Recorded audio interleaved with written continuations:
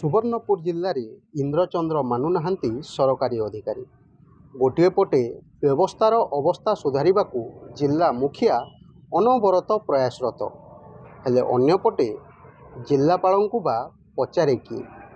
ଏମିତି ଏକ ଘଟଣା ଘଟିଛି ସୁବର୍ଣ୍ଣପୁର ଜିଲ୍ଲା ତରଭା ବ୍ଲକ ଅନ୍ତର୍ଗତ ମରାଡ଼ଗୋଛା ଗ୍ରାମରେ ଥିବା ପ୍ରାଥମିକ ସମବାୟ ସମିତି ବା ପ୍ୟାକ୍ସ ଠାରେ। ଘଟଣାକୁ ସମ୍ପୂର୍ଣ୍ଣ ଭାବରେ ବୁଝିବା ପୂର୍ବରୁ ଥରେ ଦେଖିନିଅନ୍ତୁ ମରାଡ଼ଗୋଛା ପ୍ୟାକ୍ସକୁ ଅଚାନକ ପରିଦର୍ଶନ କରି ଜିଲ୍ଲାପାଳ ସେଠାରେ ଦୁର୍ନୀତି ସମ୍ପର୍କରେ କ'ଣ କହିଛନ୍ତି ଏବଂ କେଉଁମାନଙ୍କୁ ଜେଲ୍ ପଠାଇବାର କଥା କହିଛନ୍ତି।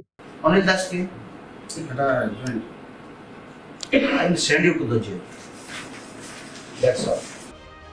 सुवर्णपुर जिले में एसबू चली कौन जी जहाँ बाटर चाहिए मन इच्छा दुर्नीति कले। सुवर्णपुर जिला तरभा ब्लॉक अंतर्गत मराडगोछा ग्राम में प्राथमिक समवाय समिति ठारे होइथिबा दुर्नीति और बेआईन काम को नहीं एवं सारा जिले में चहल। एथिरे मुख्य कर्पटदार भाव में डीआरसीएस संजय त्रिपाठी और मराडगोछा प्राथमिक समवाय समितिर पूर्वतन संपादक नवीन दास मध्य मधु चंद्रिका जलजल हो बारी होछि।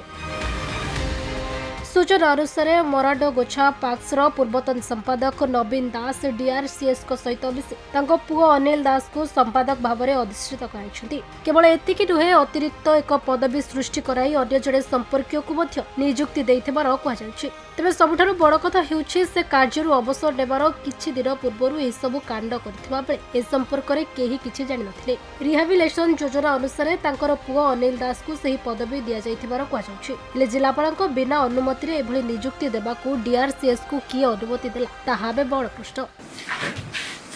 तमे नवीन दास माने रखिता मते बहुत सुनिथिली तो देखबा पे गइसली खाली आपण डीआरसीएस भी अछि उल्लेख को देखिए डीआरसीएस भी बहुत असुविधा पड़बे मो कोइ अछि।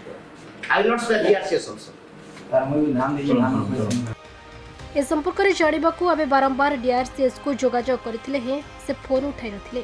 तेज जिलापाल ए संपर्क में अवगत है निजे एक्शन मोड को आसी एभली बेआईन काम कर संपृक्त थिबा समस्त व्यक्ति विरोध में आईनगत कार्यानुष्ठान लिया बोली कहुछि।